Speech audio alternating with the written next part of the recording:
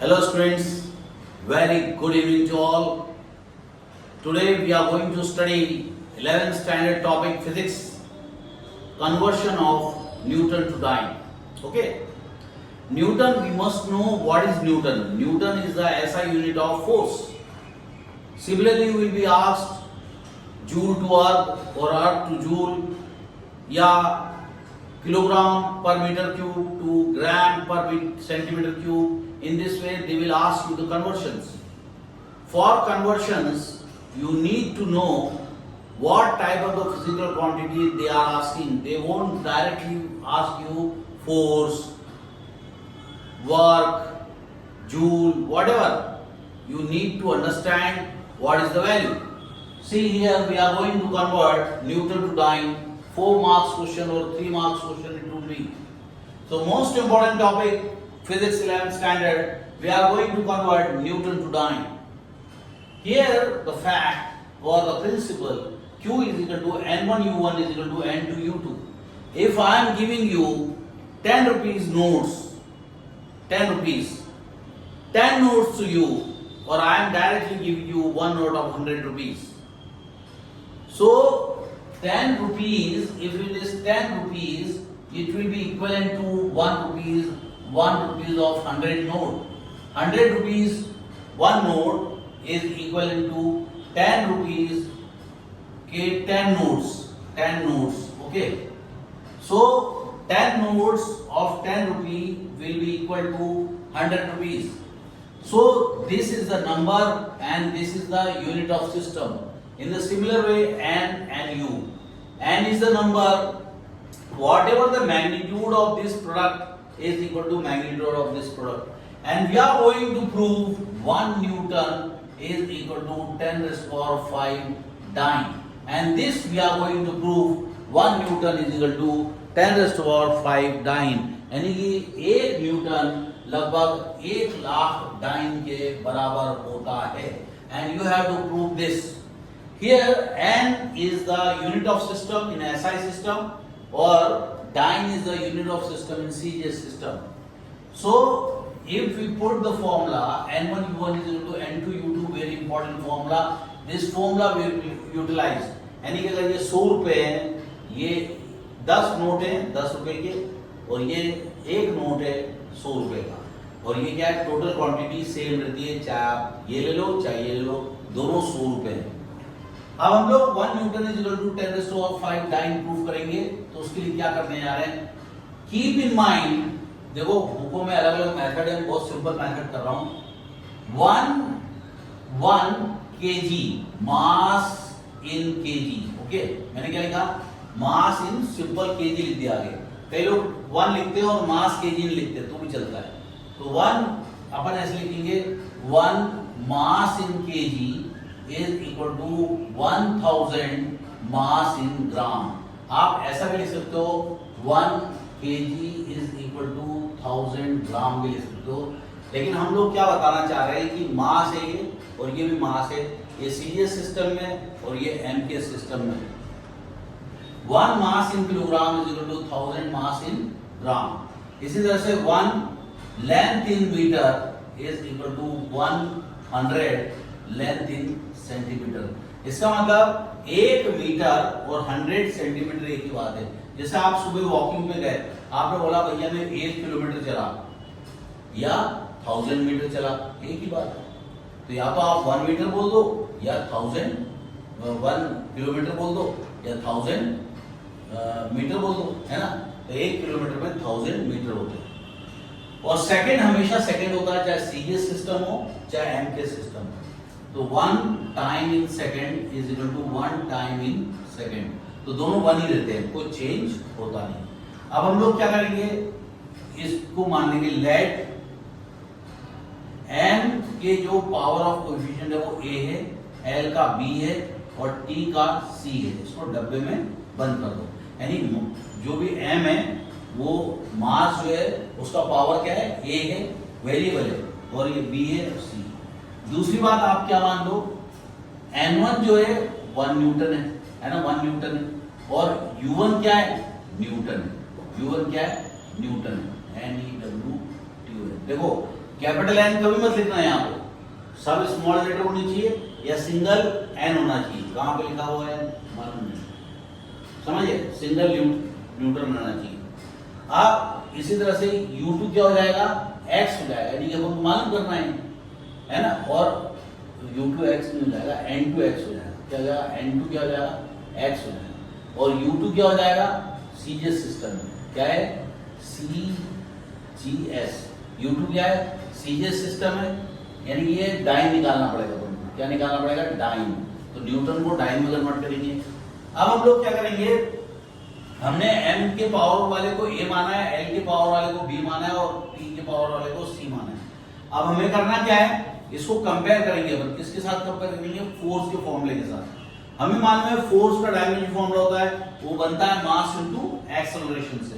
कैसे बनता है, मास का m आ गया, एक्सेलरेशन का वेलोसिटी अपॉन टाइम हो गया, और वेलोसिटी का हो गया डिस्प्लेसमेंट अपॉन टाइम हो गया, 1 और 1 क्या हो गया 2, ऊपर जाके -2 हो जाएगा, ml t - 2 आंसर आ जाएगा। तो फोर्स का डायमेंशन फॉर्मूला क्या हो गया, ml t - 2। तो ये भी 1 है और ये भी 1 है, तो इसको देखकर क्या निकल रहा है, a की वैल्यू क्या, देखो ये 1 है, ये भी 1 है ना, ये भी 1 है, तो a की वैल्यू 1 निकल रही है, b की वैल्यू क्या निकल रही है, 1 निकल रही है, और c की वैल्यू क्या निकल रही है, -2 निकल रही है। तो आपको ये समझ में आ चुका होगा।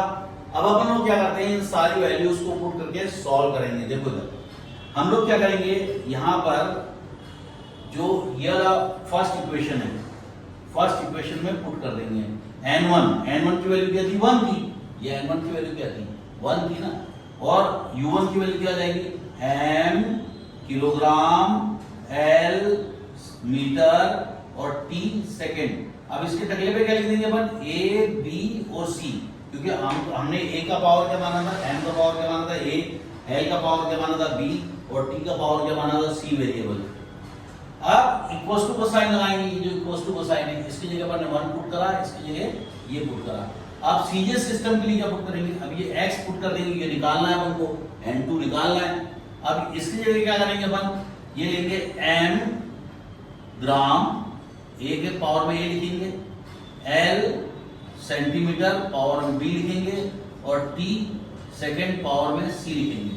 अब इस तरह से आपको एक इक्वेशन मिल चुकी है। आपको निकालना क्या है, ये निकालना है। मैथ्स में एक चीज होती है, अगर आपको ऐसा दिया हुआ है 30 इज इक्वल टू 2x, क्या दिया है, 30 इज इक्वल टू 2x, तो हम क्या करते हैं, ये x 2 को नीचे भेज देते हैं, 30 upon 2 is equal to x हो जाता है, समझ गए। उसी तरह से अब अपन क्या करेंगे, हमने क्या देखा, ये x जो है इसको यहाँ, इसको नीचे भेज देंगे। अब क्या हो जाएगा, x इज इक्वल टू हो जाएगा मास इन किलोग्राम पावर में a, mass in gram power में a, l मीटर पावर में b, l सेंटीमीटर पावर में b, है ना, और ये जगह t सेकंड पावर में c और t सेकंड पावर में c। इसको डब्बे में अपन ने बंद कर दिया, इसके सबको ब्रैकेट लगा दिए अपन ने ना, ऐसे ब्रैकेट लगा दिए। मैथ्स में क्या होता है, जैसे a बाई b, इसके ऊपर भी m है, इसके ऊपर भी m है, तो उसको लिख देंगे a बाई b पावर में m। जैसे 2/3 पावर में 4 लिखा है, तो ये हो जाएगा 2⁴ अपॉन 3⁴। उसी तरह से ये a क्या हो जाएगा, पावर में चला जाएगा। तो अपन क्या लिखेंगे, x is equal to m kilogram upon m gram power में a देंगे। इसको क्या लिखेंगे, l metre upon l centimetre power में क्या लिख देंगे b, और ये t second upon t second power में लिख देंगे c, और इसको सबको ब्रैकेट में बंद कर देंगे हम। अब हमें मालूम है m किलोग्राम किसके बराबर है, ये तो यहाँ लिखा हुआ है 1 किलो, मास इन किलोग्राम क्या है 1000 m ग्राम के बराबर होता है। तो अपन x is equal to 1000 m gram upon m gram, ये पावर में जाएगा a, इसके l 100 l centimetre upon l centimetre power में आ जाएगा b, और ये हो जाएगा 1/1 ts अपॉन ts पावर में आ जाएगा c, क्योंकि सेकंड तो वही रहता है। अब आप इसको काट दो, ये सब कट जाएंगे, है ना, ये कट जाएंगे, इसका आंसर आ जाएगा 1। अब हम लोग क्या करेंगे, a b c की वैल्यू हमें मालूम है। देखो a की वैल्यू क्या है, इसको कंपेयर किया था ना अपन ने, तो मास के ऊपर ए है, यहाँ पे मास के ऊपर 1 है, कुछ नहीं देता मतलब 1 होता है, ये एल के पावर में कुछ नहीं मतलब 1 है, तो ए और बी की वैल्यू 1 है, तो वो दोनों वैल्यू यहाँ पे पुट कर देंगे। तो हम लोग आगे क्या करेंगे, x इज इक्वल टू 1000 के पावर में 1 और 100 के पावर में 1 और 1 के पावर में -2। अब 1 के पावर में -2 हो या कुछ भी हो, आंसर तो 1 ही आना है ना, क्योंकि 1 के पावर में -2 है, कितनी बार भी स्क्वायर करो कोई फर्क पड़ता नहीं, इसका आंसर क्या हो जाएगा 1 हो जाएगा। तो अपन क्या करेंगे, x is equal to 1000 into 100, तो 1000 को क्या लिख सकते हैं 10⁻³ और 100 को क्या लिख सकते हैं 10⁻²। तो जब बेस से मिलती है तो पावर ऐड कर देते हैं, x इज इक्वल टू 10⁻5। अब x की वैल्यू कितनी चाहिए 10⁻5, अब आप लिख सकते हो 1 newton is equal to 10⁻5 dyne, समझ गए। तो अब आपको एग्जाम में क्वेश्चन आएगा कन्वर्ट न्यूटन टू डाइन, तो ज्यादातर बच्चे क्या लिखेंगे डायरेक्ट फॉर्मूला लिख देंगे 1 newton is equal to 10⁻5 dyne ये लिख देंगे, तो उसको कुछ भी नहीं मिलेगा, मेरे ख्याल से हाफ नंबर दे दिया तो दे दिया, और टीचर ने अगर दया कर ली तो। नहीं तो आपको क्या करना पड़ता है, जब भी ऐसे क्वेश्चन आते हैं तो आपको उसका डायमेंशन फॉर्मूला मालूम होना चाहिए और किस फिजिकल क्वांटिटी की बात चल रही हो वो मालूम होना चाहिए। मान लो सेम ये देखो, ये जो पैटर्न है वो सब सेम चलता है हर किसी में, पर ये है कि एबीसी की वैल्यू चेंज हो जाती है। जैसे मान लो ये अगर न्यूटन की जगह हम लोग वर्क ले लेते हैं, तो वर्क का डायमेंशन होता है m L/2t-2, तो m a की वैल्यू क्या आ जाती है 1, b की वैल्यू क्या आ जाती है 2 और c की वैल्यू क्या आ जाती है -2। ये किसके केस में होता है, वर्क डन के। तो अपन यहाँ पे वैल्यू पुट कर देते हैं, देखो 1000 के पावर में क्या था a था और 100 के पावर में क्या था b था, तो ये तो 1 ही था, है ना, 1 के पावर में c मतलब 1 ही था। अब a की जगह क्या पुट कर दोगे 1, तो ये जाएगा 1000 पावर में 1 और इसके पावर में क्या था 2 था, तो 2 2 जा 4, 4 और 3 7, तो 1 जूल इज इक्वल टू 10⁻7 अर्ग। तो जूल और अर्ग किसकी यूनिट, किसकी फिजिकल क्वांटिटी होती है, इसकी ये होती है वर्क डन की। तो आपका ये जो क्वेश्चन अपन ने करा कि 1 मास किलोग्राम 1000 m ग्राम के बराबर होता है, 1 L मीटर सेंटीमीटर के बराबर होता है, ये आपको रटना पड़ेगा, फिर बाद में इसको करते जाना x निकाल लेना। अगर ये उल्टा होता, आपको पूछते कि डाइन को न्यूटन में कन्वर्ट करो, तो आप क्या करते, इसको x मान लेते, ये वाला लेफ्ट था इसको x मान लेते, ये सारी क्वांटिटी नीचे चली जाती, फिर आपका आंसर माइनस में आ जाता, इसका आंसर आता -5, इसका आंसर आता -7। तो किसी भी कन्वर्शन के क्वेश्चन को करने के लिए आपका उसकी फिजिकल क्वांटिटी आपको मालूम होनी चाहिए, डायमेंशन फॉर्मूला आपको आते रहना चाहिए, तभी आप लोग कर सकते हो। अगर आपको डायमेंशन फॉर्मूला नहीं आता तो आप कभी भी पिछले चैप्टर्स के लेक्चर्स थे मेरे, उनको आप देख सकते हो। Have a nice time, God bless you all, bye bye.